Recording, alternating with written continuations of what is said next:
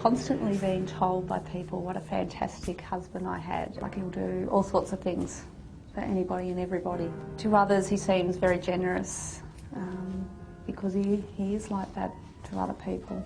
During the 26 years that we were married, he was always kind and gentle. He was a very good community man,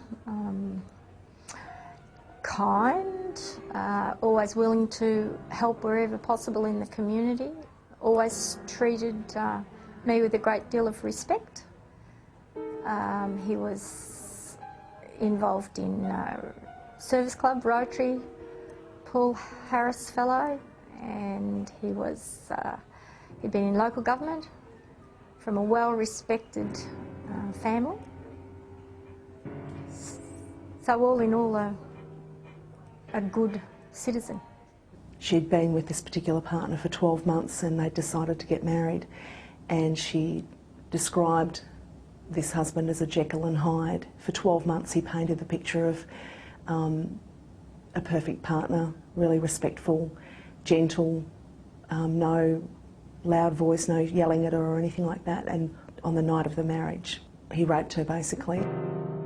What kind of man rapes a woman? Any man, normal men, it seems to me. I don't think there's any special kind of man that rapes a woman. It's certainly not the case that it's, psychotic or deranged or disturbed individuals. We know that the psychological profile of men who do use sexual violence is pretty normal.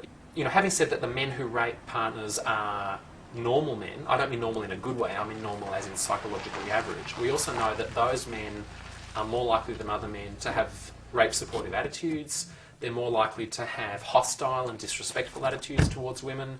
They're more likely to believe in male sexual entitlement. In other words, a right to sexual access, a right to gain access to their female partners' bodies. It seems like they're all good fellas, that they're decent citizens.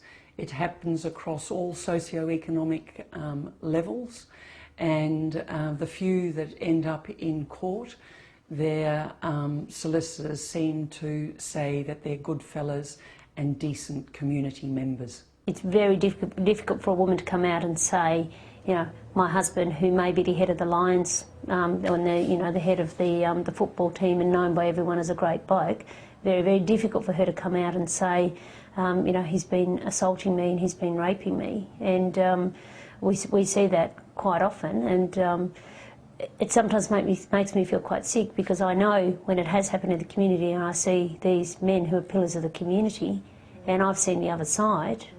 I said to her, what's been going on for you, what's happened? And she spoke about her story of being in a marriage with a man who was the pillar of community, had died, 1,000 people at his funeral, and the relief of his death, because within her relationship there was physical and sexual violence and no respect of her whatsoever. And she said that that was the first time she'd started some health-seeking behaviours, and where she didn't have a beeper or a phone or any way that he could contact her because he was dead. It's really helpful to get away from the stereotype of offenders that they're,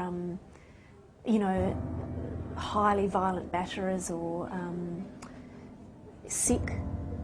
Whereas in fact your research was showing very diverse offending behaviour, where you could have men who could in fact be very charming and behave very appropriately towards women in many circumstances, but then on the other hand rape their intimate partners.